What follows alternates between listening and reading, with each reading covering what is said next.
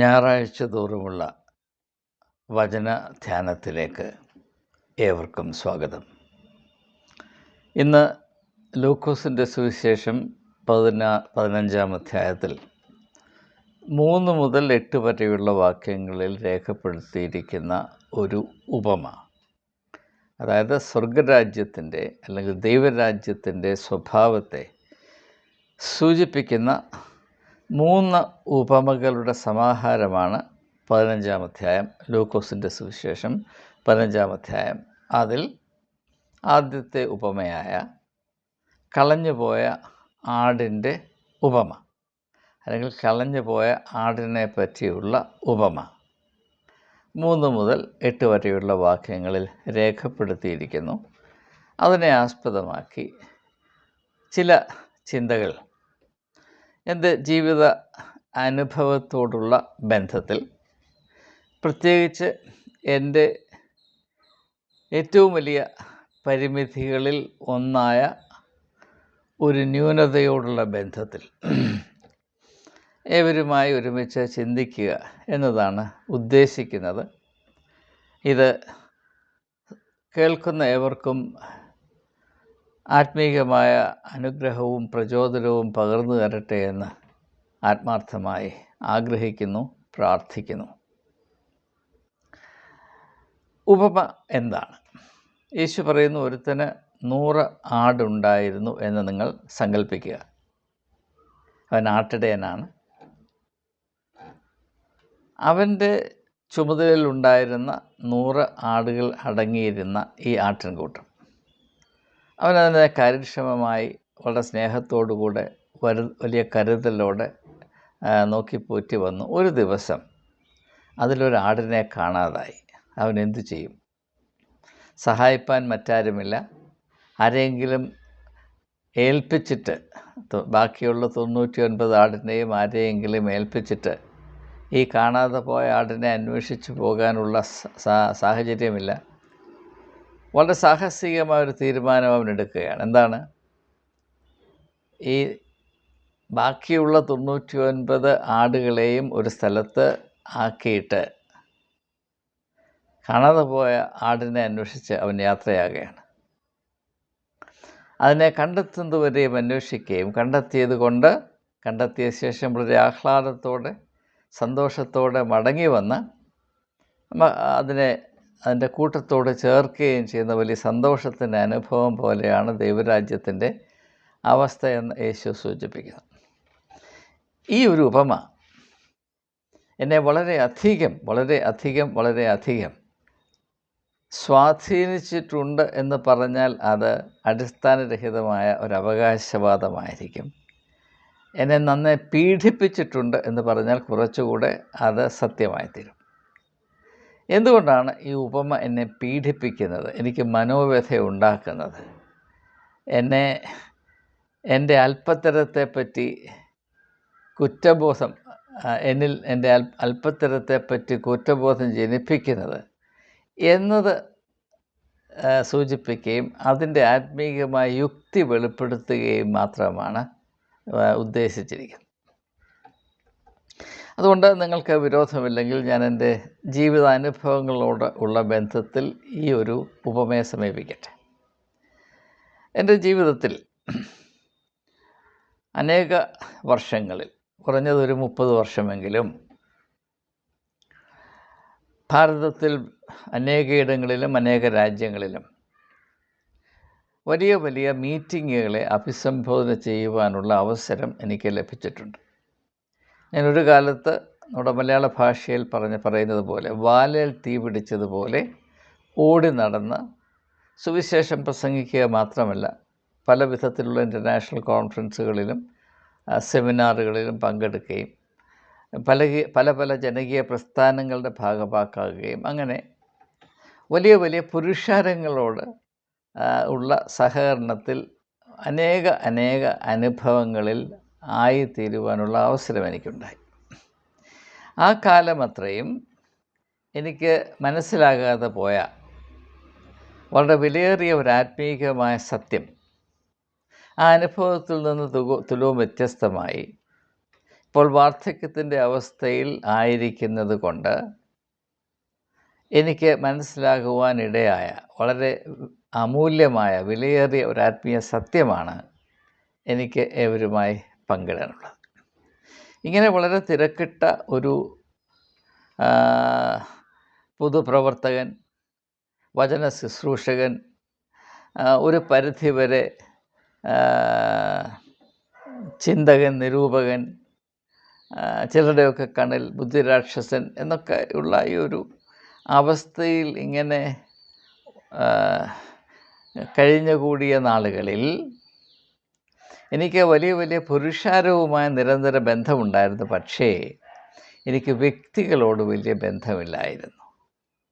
അല്ലെങ്കിൽ യേശുവിൻ്റെ ഭാഷയിൽ പറഞ്ഞാൽ, ഈ ഉപമയുടെ ഭാഷയിൽ പറഞ്ഞാൽ, ഞാൻ എൻ്റെ മുമ്പിൽ എപ്പോഴും കണ്ടുകൊണ്ടിരുന്നത് ഈ 99 ആടുകളുടെ കൂട്ടത്തെയാണ്.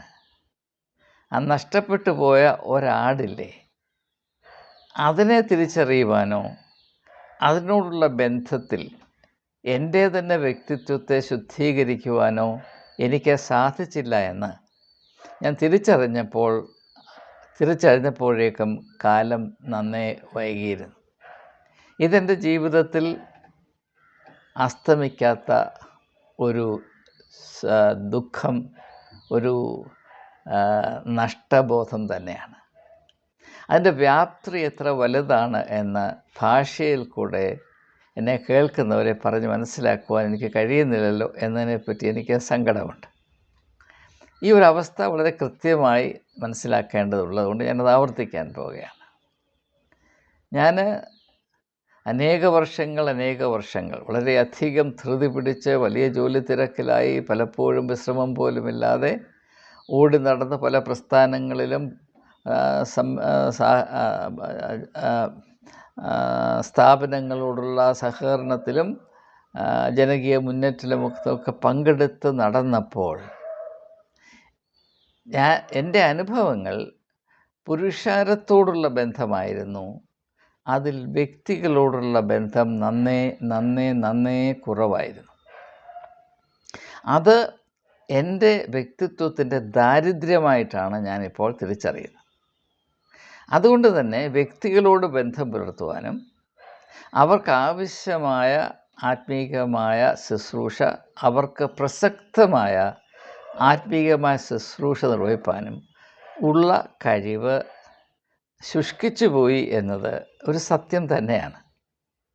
മറ്റുള്ളവരുടെ അനുഭവം എനിക്കറിയില്ല. ഇത് എൻ്റെ അനുഭവം, അതിൻ്റെ സത്യസന്ധതയിൽ നിങ്ങളുടെ മുൻപിൽ ഞാൻ സമ്മതിക്കുകയാണ്.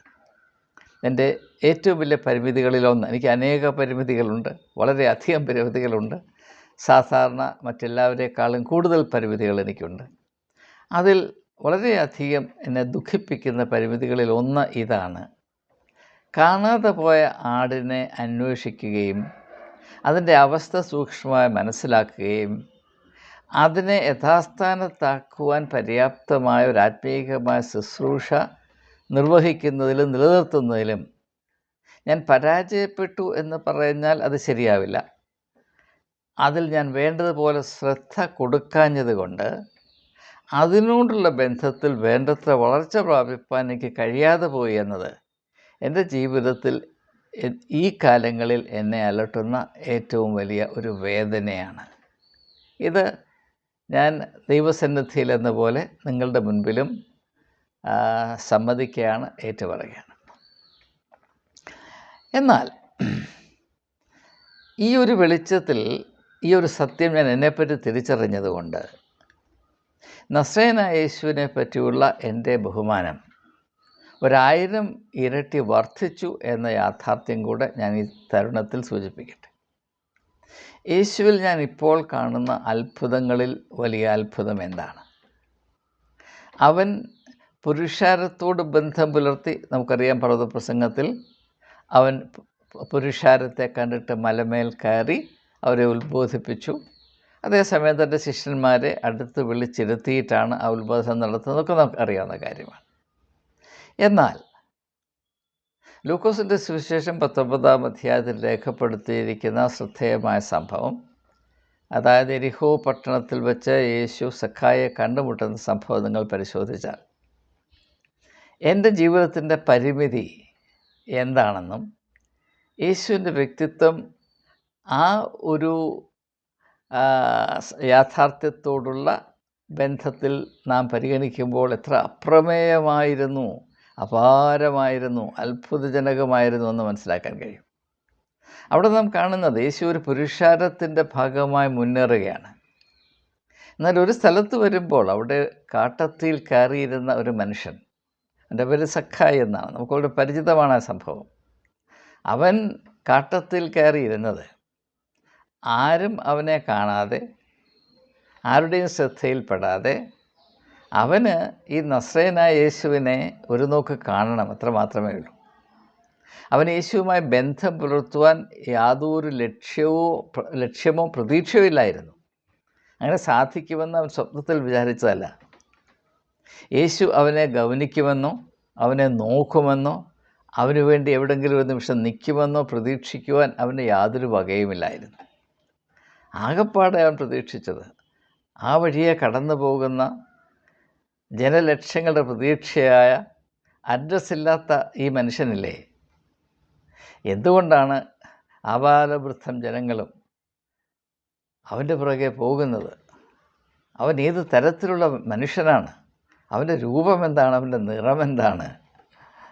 അതൊന്ന് കാണാൻ ഒരു കാട്ടത്തിയുടെ കൊമ്പിൽ കയറിയിരുന്ന ആണെങ്കിൽ പോലും അത് മാത്രമേ അവൻ പ്രതീക്ഷിച്ചുള്ളൂ. പക്ഷേ അതിലെ കടന്നുപോയ ആ നസ്രയന് ഒരു പ്രത്യേകതയുണ്ടായിരുന്നു, ഒരു പ്രത്യേക കഴിവുണ്ടായിരുന്നു, വളരെ വളരെ വളരെ അപൂർവമായുള്ളൊരു സിദ്ധി ഉണ്ടായിരുന്നു, ഒരു വ്യക്തിത്വത്തിൻ്റെ ഒരു വലിയ ശക്തി ഉണ്ടായിരുന്നു. അതെന്താണ്? പുരുഷാരത്തെ എപ്രകാരം നയിക്കുവാൻ അവന് കഴിഞ്ഞിരുന്നുവോ, പുരുഷാരത്തെ എപ്രകാരം സ്നേഹിപ്പാനും സന്ധിക്കുവാനും അവന് കഴിഞ്ഞിരുന്നുവോ, അതുപോലെ തന്നെ അല്പം പോലും അളവ് കുറയ്ക്കാതെ ഓരോ വ്യക്തിയെയും സൂക്ഷ്മമായി മനസ്സിലാക്കുവാനും സ്നേഹിക്കുവാനും കരുതുവാനും അവന് കഴിവുണ്ടായിരുന്നു. ഈ രണ്ട് കഴിവുകളും ഒരുമിച്ച് ഒരു വ്യക്തിയിലായിത്തീരുക എന്നത് വളരെ വളരെ വളരെ അപൂർവമാണ്. ഞാനിത് പറയുമ്പോൾ, ഉദാഹരണമായിട്ട് പറയുമ്പോൾ, ഞാൻ രാഷ്ട്രീയം പറയുന്നു എന്ന് നിങ്ങൾ വിചാരിക്കരുത്. ഇപ്പോൾ ഭാരതത്തിൻ്റെ ആരാധ്യനായ പ്രൈം മിനിസ്റ്റർ എൻ്റെ 145 കോടി ജനമെന്ന് പറയുമ്പോൾ അവിടെ എന്നിൽ കാണുന്ന പരിമിതി ഇല്ലയോ എന്ന് ഞാൻ ചിന്തിച്ചു പോവുകയാണ്. ഈ 145 കോടി ജനം എൻ്റേതാണെന്ന് പറയുന്ന ഈ രാഷ്ട്രീയ നേതാവിന് സഖായിയെ പോലെ ഒരു മനുഷ്യൻ ആരുടെയും ശ്രദ്ധ അർഹിക്കുവാൻ ഒരു വിധത്തിലും യോഗ്യതയില്ല എന്ന് വിചാരിച്ചിട്ട് ഒരു മരത്തിൻ്റെ മണ്ടയിലെങ്കിലും കയറി മനുഷ്യനെ ദൂരെ നിന്ന് കാണാൻ മാത്രം ആഗ്രഹിച്ച ഒരു വ്യക്തിയുടെ അടുത്ത് വന്ന് അവൻ്റെ പ്രതീക്ഷകളെ എല്ലാം അതിജീവിച്ചുകൊണ്ട് അവന് വേണ്ടി അവിടെ നിന്ന് അവനെ അവിടെ നിന്ന് വിളിച്ചിറക്കി, ഇന്ന് രാത്രി നിൻ്റെ കൂടെ ഞാൻ പാർക്കേണ്ടതാണ് എന്ന് പറയത്തക്ക ഒരു വിശാലത, ഒരാത്മീകമായ ധാരാളിത്വം, ഒരാത്മീകമായ പ്രഭുത്വം ഏതെങ്കിലും ഒരു രാഷ്ട്രീയ നേതാവിൽ നിന്ന് നമുക്ക് പ്രതീക്ഷിക്കാമോ എന്ന് ചോദിച്ചാൽ നിസ്സന്ദേഹം ഞാൻ ഉത്തരം പറയും, ഒരിക്കലും അത് സാധ്യമല്ല, അത് പ്രതീക്ഷിക്കരുത്. അങ്ങനെ വ്യക്തികളെ കരുതാത്തവരാണ് വലിയ വലിയ നേതാക്കന്മാരായി നാം മനസ്സിലാക്കുന്നത്. നമ്മെ എത്രമാത്രം വ്യക്തിപരമായ അവഗണിക്കുന്നുവോ അവർക്കാണ് നാം കൂടുതൽ പ്രാധാന്യം കൽപ്പിക്കുന്നത്. നമ്മുടെ മനുഷ്യ സ്വഭാവത്തിൻ്റെ ഒരു വൈകല്യം തന്നെയാണ്. എന്നാൽ യേശുവിൽ ഞാനിപ്പോൾ ഏറ്റവും പൂർവാധികമായി ആരാധിക്കുന്ന, അത്ഭുതത്തോടുകൂടെ മാത്രം ഓർക്കുന്ന ഒരു വലിയ കഴിവാണ്, മികവാണ്, പുരുഷാരത്തിൻ്റെ ആ തിരത്തള്ളലിൻ്റെ മധ്യത്തിലും ഓരോ വ്യക്തിയുടെയും വ്യക്തിപരമായ അനുഭവത്തെ അതിൻ്റെ സൂക്ഷ്മതയിൽ മനസ്സിലാക്കുകയും ആ അവസ്ഥയോട് ആർദ്രകരുണയിൽ പ്രതികരിക്കുകയും അതുകൊണ്ട് അവൻ്റെ വ്യക്തിത്വത്തിൽ ഒരു വലിയ വിടുതലിൻ്റെ മർമ്മമായി ഒരിടപെടൽ നടത്തുവാൻ യേശുക്രിസ്തുവിന് കഴിഞ്ഞു എന്നത് അവൻ ചെയ്ത മറ്റെല്ലാ അത്ഭുതങ്ങളെക്കാളും വലിയ അത്ഭുതമായിട്ടാണ് ഞാനിപ്പോൾ മനസ്സിലാക്കുക. ഇപ്പോൾ ലാസറിനെ ഉയർപ്പിച്ചതിനേക്കാൾ വലിയ അത്ഭുതമാണിത് എന്നാണ് ഞാൻ മനസ്സിലാക്കുന്നത്. ഈ ഒരു കഴിവ് വളർത്തിയെടുക്കുവാൻ നാം വളരെ പ്രത്യേകമായി ശ്രദ്ധിക്കണം. അതിൽ ഞാൻ പരാജയപ്പെട്ടു എന്നത് സമ്മതിച്ചുകൊണ്ടാണ് ഞാൻ നിങ്ങളോട് പറയുന്നത്. അതിൽ പരാജയപ്പെട്ടത് കൊണ്ടാണ് അതിനെപ്പറ്റി കൂടുതൽ വേദനയോടെ, കൂടുതൽ താല്പര്യത്തോടെ, കൂടുതൽ വ്യക്തതയോടെ പ്രതിപാദിക്കുവാൻ ഞാൻ നിർബന്ധിതനായിത്തീരുന്നു.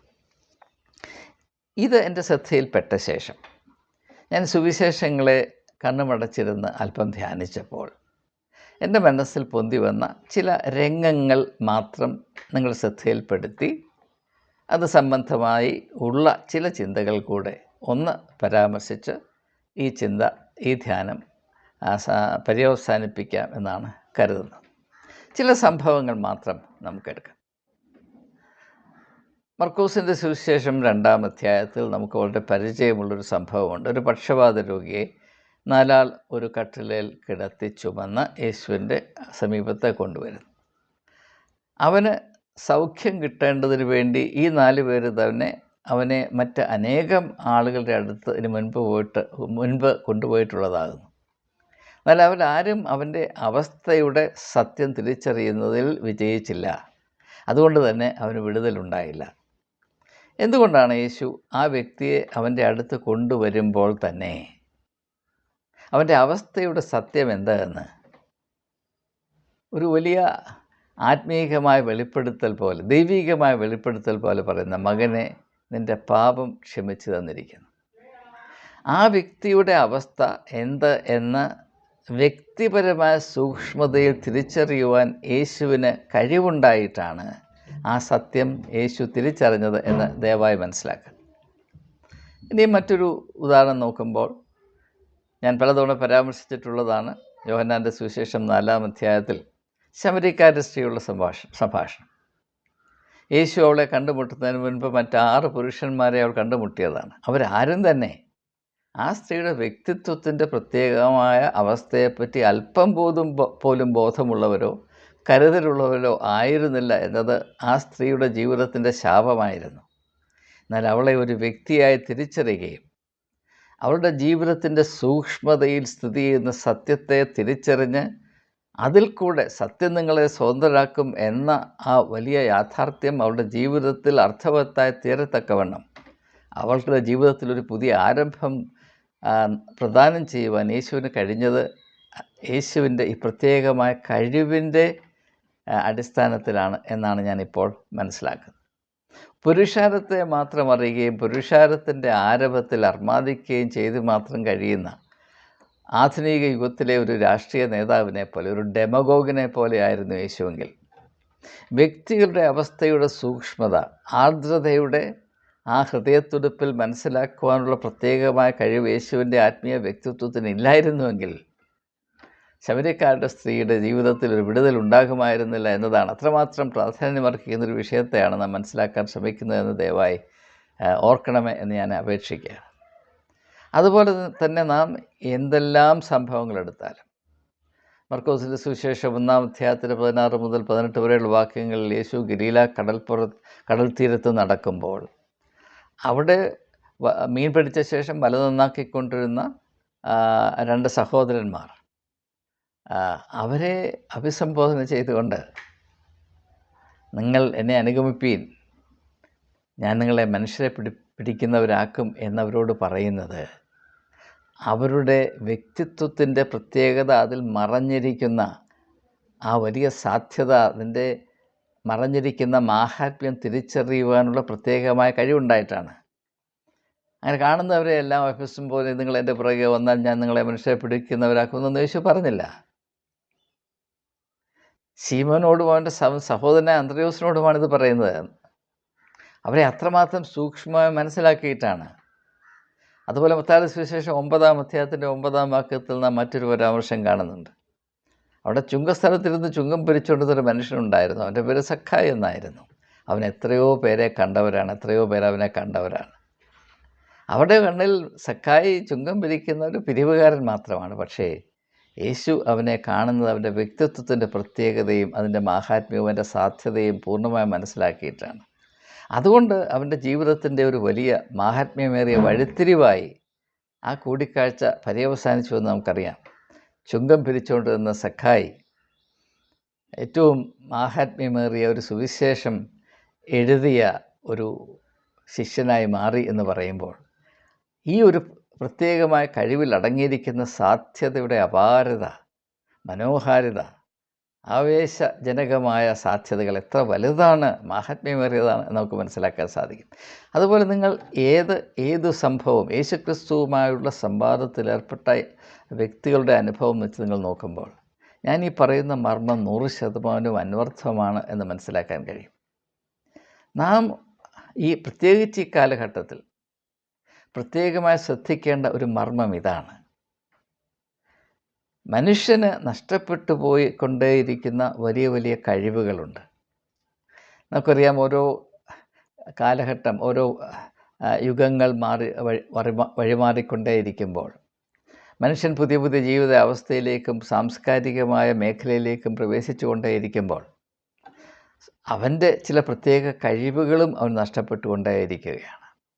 ഉദാഹരണമായിട്ട് പറഞ്ഞാൽ, ഗ്രാമീണ സാഹചര്യങ്ങളിൽ വസിക്കുന്ന ആളുകൾക്ക് മനുഷ്യർ കൂട്ടായ്മയോടുകൂടെ ജീവിക്കുന്ന അവസ്ഥയെപ്പറ്റി കുറച്ചുകൂടെ വിലമതിപ്പും അതിൻ്റേതായ പ്രത്യേകമായ ബോധവും ഉണ്ടായിരിക്കും, സെൻസിറ്റിവിറ്റിയും ഉണ്ടായിരിക്കും, കരുതലുണ്ടായിരിക്കും, സഹകരണത്തിന് മനോഭാവം ഉണ്ടായിരിക്കും, മനുഷ്യരോട് ഇടപെടാൻ സാവകാശമുണ്ടായിരിക്കും, മറ്റുള്ളവരുടെ ആവശ്യങ്ങളിൽ സഹകരിക്കാനുള്ള സന്നദ്ധയുണ്ടായിരിക്കും. എന്നാൽ ആ ഗ്രാമീണമായ സംസ്കാരത്തെ ഉപേക്ഷിച്ച് വലിയ വലിയ പട്ടണങ്ങളിൽ വന്ന് നാഗരിക സംസ്കാരത്തിൻ്റെ അവസ്ഥയിലാകുമ്പോൾ ഈ പണ്ടുണ്ടായിരുന്ന ഈ നന്മ അവനിൽ നിന്ന് വറ്റിപ്പോകുന്നത് നമുക്ക് കാണാൻ കഴിയും. മറ്റുദാഹരണം പറഞ്ഞാൽ, ഇപ്പോൾ എൻ്റെ തലമുറയിൽ ഒക്കെ പെട്ട ആളുകൾക്ക്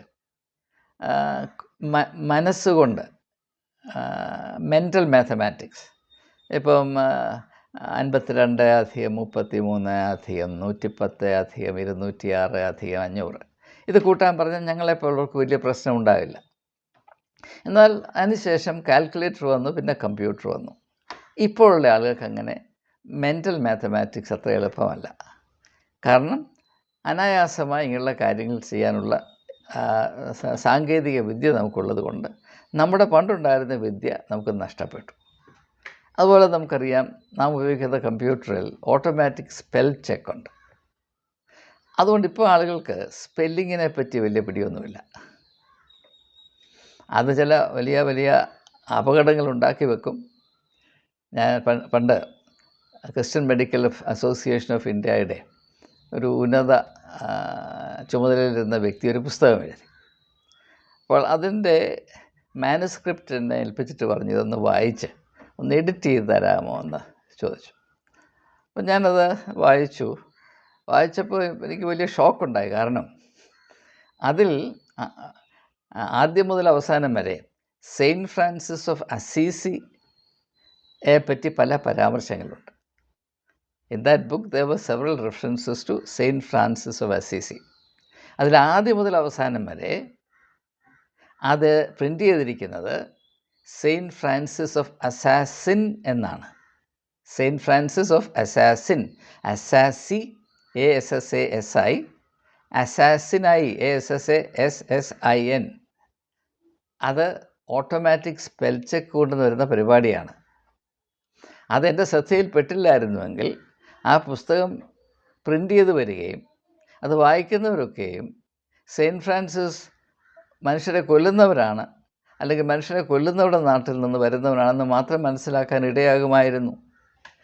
ഇത് ഒരു ഉദാഹരണം ഞാൻ പറഞ്ഞു എന്ന് മാത്രം. അപ്പോൾ കാലാകാലങ്ങളിൽ നമുക്ക് നഷ്ടപ്പെട്ടു പോകുന്ന ചില വിലയേറിയ സാധ്യതകളും കഴിവുകളും സെൻസിറ്റിവിറ്റീസൊക്കെ ഉണ്ട്.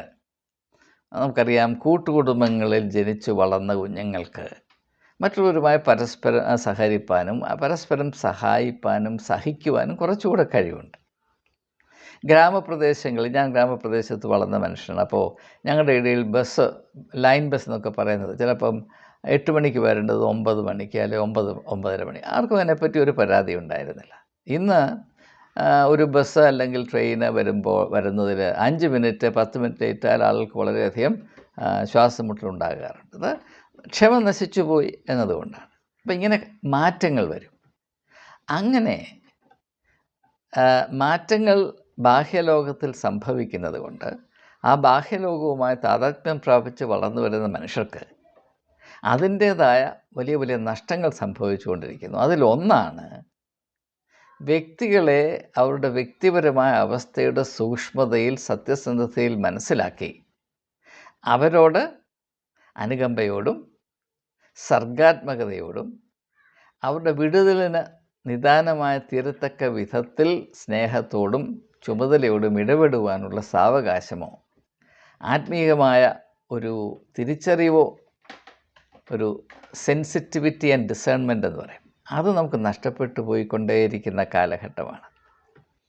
ഇപ്പോൾ മനുഷ്യർ പരസ്പരം കാണുമ്പോൾ good morning and good bye പറഞ്ഞു പോകുന്നത് രാത്രിയിൽ കടലിൽ കൂടെ 2 കപ്പൽ അങ്ങോട്ടും ഇങ്ങോട്ടും പോകുമ്പോൾ അതിൻ്റെ 2 ക്യാപ്റ്റൻസ് അവരുടെ കയ്യിലുള്ള പതാകയൊന്ന് താഴ്ത്തി അത് 2 വഴിക്ക് കപ്പലുകൾ പോകുന്നത് പോലെ തന്നെയാണ്. അല്ലാതെ വ്യക്തിപരമായ ഉള്ള വലിയ ഇൻട്രാക്ഷൻസ് ഒന്നും നടക്കുന്നില്ല എന്ന് നിങ്ങൾക്കറിയാം. അത് ഭവനത്തിലെ ബന്ധങ്ങളിൽ പോലും അങ്ങനെയാണ് എന്ന് ടി.എസ്. എലിയട്ട് അദ്ദേഹത്തിൻ്റെ സുപ്രസിദ്ധ കാവ്യമായ ദ വേസ്റ്റ്‌ലാൻഡ്, ആധുനിക ലോകം ഒരു വേസ്റ്റ്‌ലാൻഡാണ്. അപ്പോൾ മനുഷ്യനെ അറിയുന്നില്ല. വ്യക്തിപരമായ ആർക്കും അന്യരാണ്, എല്ലാവർക്കും അന്യരാണ് എന്ന പ്രമേയമാണ് അതിൽ അവതരിപ്പിക്കുന്ന അനേക പ്രമേയങ്ങളിലൊന്ന്. അത് വളരെ വളരെ സത്യം ഉള്ളതാണ്. ഞാൻ അനേകം ആളുകളുമായുള്ള എൻ്റെ സംവാദത്തിൽ എൻ്റെ അനുഭവത്തിൽ എന്തുകൊണ്ടാണ് എന്നെ ആളുകൾക്ക് മനസ്സിലാക്കാൻ കഴിയാതെ ആരും എന്നെ തിരിച്ചറിയാൻ, മനസ്സിലാക്കാൻ കൂട്ടാക്കാത്തത് എന്തുകൊണ്ടാണ്? ഞാൻ പലപ്പോഴും വേദനയോട് അന്വേഷിച്ചിട്ടുണ്ട്. അങ്ങനെ ചിന്തിക്കുമ്പോൾ എൻ്റെ മുമ്പിൽ പൊന്തി വരുന്ന ചോദ്യമാണ്, നീ വ്യക്തിപരമായി ആളുകളെ മനസ്സിലാക്കാൻ കൂട്ടാക്കുന്നുണ്ടോ? അതിനുള്ള സാവകാശം നീ കണ്ടെത്തുന്നുണ്ടോ? അപ്പോൾ എനിക്ക് മനസ്സിലാകും അത് എൻ്റെയും പരിമിതിയാണ്. അതുകൊണ്ടത് എനിക്കതിനെപ്പറ്റി പരിഭവപ്പെടുവാൻ അവകാശമില്ല എന്ന് ഞാൻ തിരിച്ചറിയാറുണ്ട്. പക്ഷേ ഇത് നമുക്ക് സംഭവിക്കുന്നൊരു വലിയ നഷ്ടം തന്നെയാണ്. ഈ ഒരു നഷ്ടം സംഭവിക്കാതിരിക്കത്തക്കവണ്ണം ദൈവരാജ്യം എന്ന് പറയുന്ന യേശുവിൻ്റെ ആത്മീയ സങ്കല്പത്തിൽ ഒരു പ്രത്യേകമായ ഊന്നലുണ്ട് എന്നാണ് യേശു ഈ ഉപമയിൽ കൂടെ നമ്മോട് പറയുന്നത്. ഒരുത്തിന് 100 ആടുണ്ടായിരുന്നു, അതിലൊന്ന് നഷ്ടപ്പെട്ടു പോയി. അപ്പോൾ കണക്ക് അല്ലെങ്കിൽ വരുമാനം അല്ലെങ്കിൽ സമ്പത്തിൻ്റെ കണ്ണിൽ കൂടെ നോക്കിയാൽ ഈ നഷ്ടപ്പെട്ടു പോയ ആടിനെ പുറകെ പോയി അതിനെ കണ്ടുപിടിച്ച് തിരിച്ചു വരുമ്പോഴത്തേക്ക് ഈ ഇട്ടേച്ച് പോയ 99 വല്ലവരും കൊണ്ടുപോയാൽ എന്തായിത്തീരുമെന്ന് ചിന്തിക്കുന്നവർക്ക് ഈ നഷ്ടപ്പെട്ടു പോയ ആടിനെ അന്വേഷിച്ച് പോകാൻ ഒരിക്കലും സാധിക്കില്ല. പിന്നെ ബുക്ക് കീപ്പിംഗ് മെൻറ്റാലിറ്റി എന്ന് പറയും. കണക്ക് കൂട്ടുക. ജീവിതം ഒരു കണക്ക് പുസ്തകമാണ്. അതിനകത്ത് വരുമാനം ചെലവ്, നഷ്ടം ലാഭം എന്ന് മാത്രം വിചാരിക്കുന്ന ഒരു വ്യക്തിക്ക് പോലും ആത്മീയമായ സെൻസിറ്റിവിറ്റി വളർത്തിയെടുക്കുവാൻ സാധ്യമല്ല. ആത്മീയമായ ചുമതലയോടെ, ആർദ്രതയോടെ വ്യക്തികളുടെ ജീവിതത്തോട് പ്രതികരിക്കാനോ ബന്ധം പുലർത്തുവാനോ സഹായഹസ്തം നീട്ടുവാനോ സാധ്യമല്ല എന്ന വ്യക്തമായ സൂചന ഈ ഒരു ഉപമയിലുണ്ട് എന്ന് വളരെ പ്രകടമായ സത്യം ഏവരും തിരിച്ചറിയുമെന്നാണ് എൻ്റെ പ്രതീക്ഷ. അതുകൊണ്ട് നാം വളരെ വളരെ വിലമതിക്കേണ്ട, നമ്മുടെ വ്യക്തിത്വത്തിലും വരുന്ന തലമുറകളുടെ വ്യക്തിത്വത്തിലും പ്രത്യേകമായി വളർത്തിയെടുക്കുവാൻ നാം ശ്രദ്ധിക്കേണ്ട ഒരു ഗുണമാണ് നാം പുരുഷാരത്തെ ശ്രദ്ധിക്കുന്നത്. പുരുഷാരം ഒരു യാഥാർത്ഥ്യമാണ്. ഈ ലോകത്തിൽ പുരുഷാരം എന്നത് ഒഴിച്ചുകൂടാൻ വയ്യാത്തൊരു യാഥാർത്ഥ്യമാണ്. പ്രത്യേകിച്ച് ജനായത്ത സംസ്കാരത്തിൽ, രാഷ്ട്രീയത്തിൽ ജീവിക്കുന്ന ഒരു കാലഘട്ടത്തിൽ പുരുഷാരം ഒരു യാഥാർത്ഥ്യമാണ്. അതിനെ അവഗണിക്കേണ്ട യാതൊരു ആവശ്യമില്ല. പക്ഷേ പുരുഷാരം എന്ന യാഥാർത്ഥ്യത്തെ നാം അംഗീകരിക്കുന്നതോടൊപ്പം തന്നെ ഒരുപക്ഷെ അതിനേക്കാൾ ഉപരിയായി അതിൽ അതിൽപ്പെട്ടിരിക്കുന്ന ഓരോ വ്യക്തിയും ദൈവത്തിൻ്റെ രൂപത്തിലും സാദൃശ്യത്തിലും സൃഷ്ടിക്കപ്പെട്ട അതുല്യമായ അപാരമായ സാധ്യതകളുടെ ഉടമകളായ വ്യക്തിത്വങ്ങളാണ്. അവയ്ക്ക് ഓരോന്നിനും ദൈവം അപ്രമേയമായ വില കൽപ്പിക്കുന്നുണ്ട്. ഈ തിരിച്ചറിവ് ആത്മീയതയുടെ പ്രധാനപ്പെട്ട മർമ്മമാണ് എന്നതാണ് യേശു വെളിപ്പെടുത്തുന്നത്. ഈ മർമ്മത്തെ അതുപോലെ വളരെ സൂക്ഷ്മമായി മനസ്സിലാക്കിയ ഒരു വ്യക്തിയാണ് സെയിൻറ്റ് ഫ്രാൻസിസ് ഓഫ് അസീസി. അതുകൊണ്ട് തന്നെ അദ്ദേഹം വ്യക്തികളെ മനസ്സിലാക്കുന്നത് പോട്ടെ, പ്രകൃതിയുടെ എല്ലാ അംശങ്ങളോടും ഇപ്രകാരം തന്നെ ഫ്രാൻസിസ് ബെർണാർഡിനി പ്രതികരിച്ചിരുന്നു. എന്നത് അദ്ദേഹത്തിൻ്റെ ജീവചരിത്രം വായിച്ചിട്ടുള്ളവർക്കറിയാം. അദ്ദേഹം ചെടികളോടും മരങ്ങളോടും വൃക്ഷങ്ങളോടും മൃഗങ്ങളോടും പക്ഷികളോടും സുവിശേഷം വിളിച്ചു പറഞ്ഞത് അവയ്ക്കെല്ലാം, ചെടികൾക്കും മരങ്ങൾക്കും പക്ഷികൾക്കും മൃഗങ്ങൾക്കും വലിയ വലിയ വില കൽപ്പിച്ചത് കൊണ്ടാണ്. അതുകൊണ്ട് തന്നെ മൃഗങ്ങളും പക്ഷികളും ഫ്രാൻസിസിനെ തിരിച്ചറിയുകയും അദ്ദേഹത്തോട് സഹകരിക്കുകയും ചെയ്തു എന്നത് അദ്ദേഹത്തിൻ്റെ ജീവചരിത്രം എഴുതിയിട്ടുള്ള അനേക ആളുകൾ സാക്ഷ്യപ്പെടുത്തിയിട്ടുള്ളതാണ്. അതിലൊരു സംഭവം കൂടെ സൂചിപ്പിച്ചുകൊണ്ട് ഞാൻ എൻ്റെ ചിന്ത അവസാനിപ്പിക്കാൻ പോവുകയാണ്.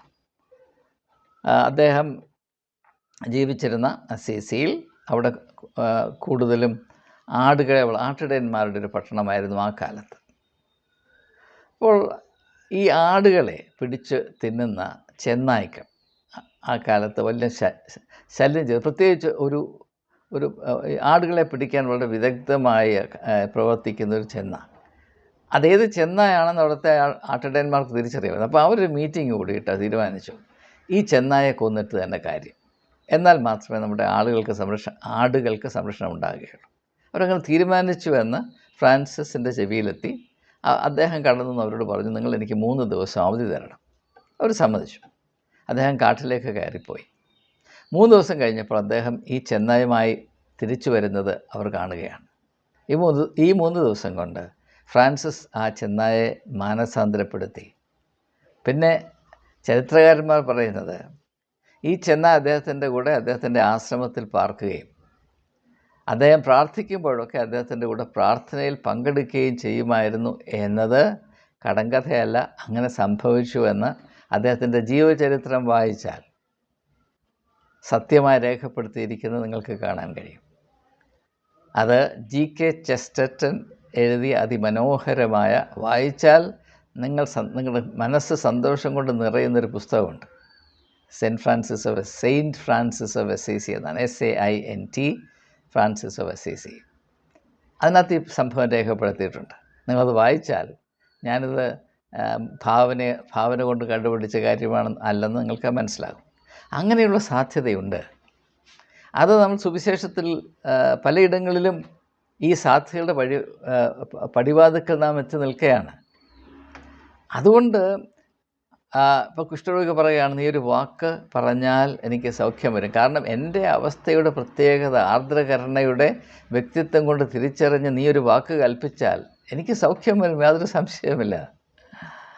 അപ്പോൾ ആ ഒരു പ്രത്യേകത, ആ പ്രത്യേകമായ കഴിവ്, ആത്മീയതയുടെ ആ ഒരു വീര്യം, ആ ഒരു ബലം, അതാണ് വാസ്തവത്തിൽ പരിശുദ്ധാത്മാവിൻ്റെ ശക്തി, the power of the Holy Spirit എന്ന് പറയുന്നത്. അതിന് പകരം മറുഭാഷ പറഞ്ഞ് അർത്ഥമില്ലാതെ ജൽപ്പിക്കുന്നതാണ് പരിശുദ്ധാത്മാവിൻ്റെ ഏക സ്വഭാവം എന്ന ഈ പരിഹാസ്യമായ അവസ്ഥയിൽ കൊണ്ടാക്കി വച്ചിരിക്കുന്ന അപലപനീയമായ ഒരു സാഹചര്യത്തിൽ നിന്ന് അർത്ഥവത്തായ ഇങ്ങനെയുള്ള ആത്മീയമായ അനുഭവത്തിലേക്കും തിരിച്ചറിവുകളിലേക്കും ദയവായി വിശ്വാസജനം കടന്നു വരണം എന്ന് യേശുവിൻ്റെ നാമത്തിൽ ഏവരോടും അപേക്ഷിച്ചുകൊണ്ട് വാക്കുകൾ ഉപസംഹരിക്കുന്നു. എല്ലാവർക്കും നന്ദി, നമസ്കാരം.